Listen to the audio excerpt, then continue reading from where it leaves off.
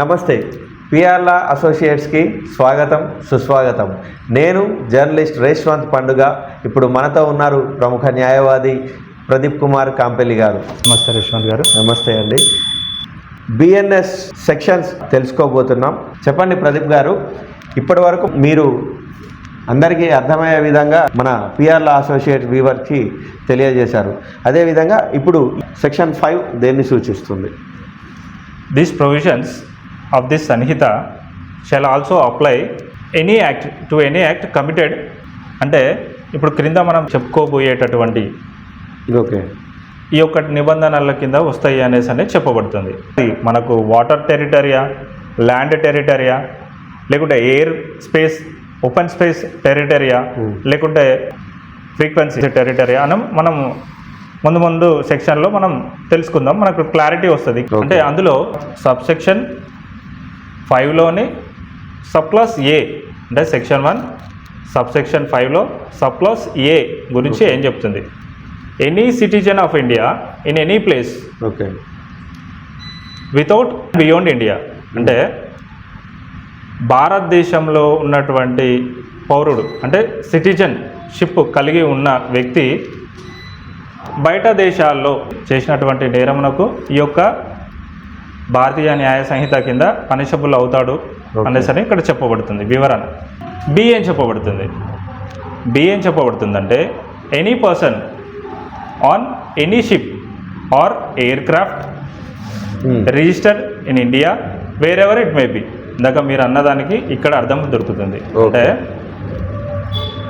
భారతదేశంలో రిజిస్టర్ అయినటువంటి నౌక, ఎయిర్ క్రాఫ్ట్ గురించి వేరెవర్ ఇట్ మే బి, ఆ యొక్క నౌక రిజిస్టర్ అయినటువంటి నౌక కావచ్చు, రిజిస్టర్ అయినటువంటి ఏరోప్లేన్ కావచ్చు, భారతదేశం వెలుపల ఎక్కడున్నా కానీ చేసినటువంటి నేరమునకు ఈ యొక్క భారతీయ న్యాయ సంహిత కింద పనిషబుల్ అవుతాడు అనేసి ఇక్కడ చెప్పబడుతుంది. వివరణ అంటే మన దేశంలో రిజిస్టర్ అయినటువంటి నౌక కానీ ఎయిర్ క్రాఫ్ట్ ఏదైనా సరే దాని ద్వారా నేరానికి వినియోగించి బయట నేరాలకు పాల్పడితే ఈ యొక్క మీరు సబ్ క్లాస్ కిందకి పరిగణించబడుతుంది. ఓకే, ఆ సబ్ క్లాస్ పరంగా వాళ్ళు శిక్షార్హులు అవుతారు. ఓకే ఓకే, వెరీ గుడ్ అండి.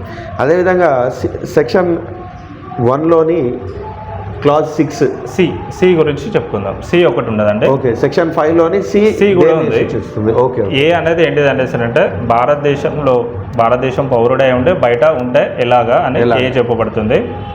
బి ఏంటిది అనేసి అంటే భారతదేశంలో రిజిస్టర్ అయినటువంటి నౌక గురించి మరియు ఏరోప్లేన్ గురించి, అది ఎక్కడ ఉన్నా కానీ ఏ ప్లేస్లో ఏదైనా, అంటే అది విమానమైన అంటే రిజిస్టర్ అయినటువంటిది భారతదేశంలో రిజిస్టర్ అయినటువంటి ఏ ఒక్క యంత్రమైనా సరే అది బయట దాన్ని వినియోగించి బయట నేరాలకు పాల్పడితే అది ఈ యొక్క మనకు బి చెప్పుతుంది. బి ఏమని ఎస్పెషల్లీ మనకు షిప్ గురించి చెప్పబడుతుంది. ఓకే, మనకు ఎయిర్ క్రాఫ్ట్ గురించి చెప్పబడుతుంది. Okay okay, very. సి ఏం చెప్పబడుతుంది అంటే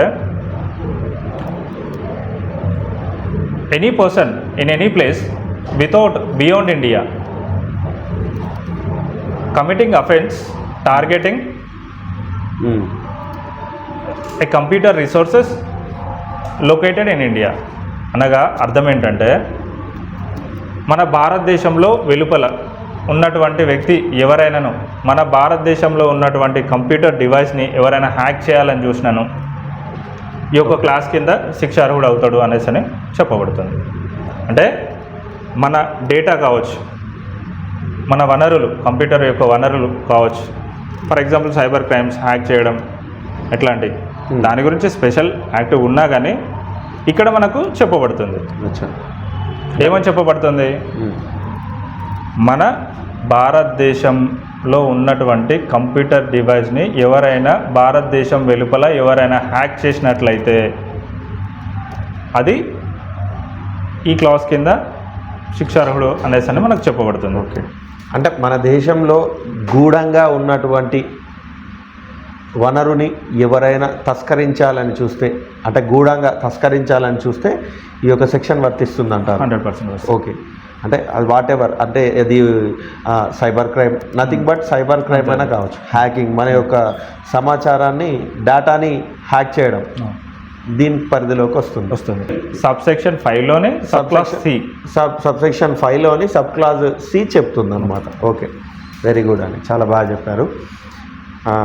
అంటే ఇప్పటికీ మీరు చెప్పినటువంటి 1 2 3 4 5 మనకి చాలా బాగా చక్కగా వివరించారు. సో ఆల్మోస్ట్ దీని మీద క్లారిటీ వచ్చేసింది. ఇక 6 గురించి కూడా లేదండి, అందులో ఒకటి వివరణ ఒకటి ఉంది. చెప్పండి. వివరణ ఒకటి ఉంది. అందులో ఏమి ఇచ్చాడు అనేసానంటే, ఇన్ దిస్ సన్నిహిత, అంటే ఈ యొక్క సన్నిహితలో the word offence, okay, the word offence నేరం గురించి చెప్పబడుతుంది. ఏం చెప్పబడుతుంది అనేసానంటే, includes every act committed offense within India, if committed without beyond in India would be punishable under this sanhita. అంటే మనకు భారతదేశం వెలుపల చేసినటువంటి నేరమునకు, అంటే భారతదేశంలోని చేసినటువంటి నేరమునకు ఈ యొక్క భారతీయ న్యాయ సంహిత కింద పనిషబుల్ అవుతాడు అనేసి ఇక్కడ చెప్పబడుతుంది వివరణ. ఇంకొకటండి, ఉదాహరణకు ఇప్పుడు మన భారతదేశంలో ఉన్నటువంటి వ్యక్తి, అంటే సిటిజన్షిప్ కలిగినటువంటి వ్యక్తి, ఫర్ ఎగ్జాంపుల్ ఒక ఫ్రెండ్ ఉన్నాడు అనుకో. సో అతను దుబాయ్ వెళ్ళాడు. దుబాయ్ వెళ్ళి ఆ దుబాయ్లో ఒక హత్య చేశాడు. హత్య చేసి తిరిగి మళ్ళీ మన భారతదేశానికి వచ్చాడు.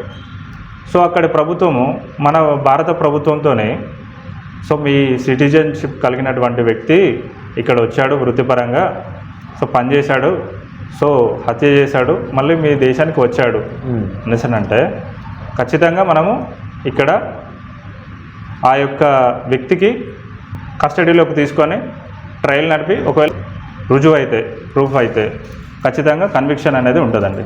అంటే ఈ యొక్క క్లాజ్లో ఈ శిక్షార్హులు అవుతారనమాట మన భారత్. చాలా బాగా చక్కగా వివరించారు. ఆల్మోస్ట్ మనకి ఇప్పుడు దాని మీద ఒక క్లారిటీ వచ్చేసింది.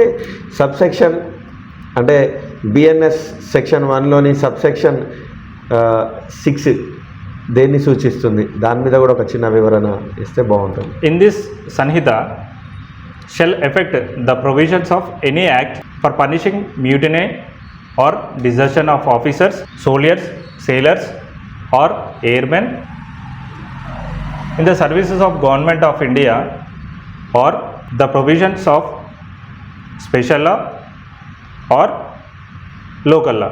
అంటే దీని యొక్క అర్థం ఏంటంటే, మన భారతదేశంలో ఉన్నటువంటి ప్రభుత్వ అధికారులు ఓకే గురించి చెప్పబడుతుంది. ప్రభుత్వ అధికారుల్లో మనకు త్రివిధ దళాలు అనేసి చెప్పబడుతుంది.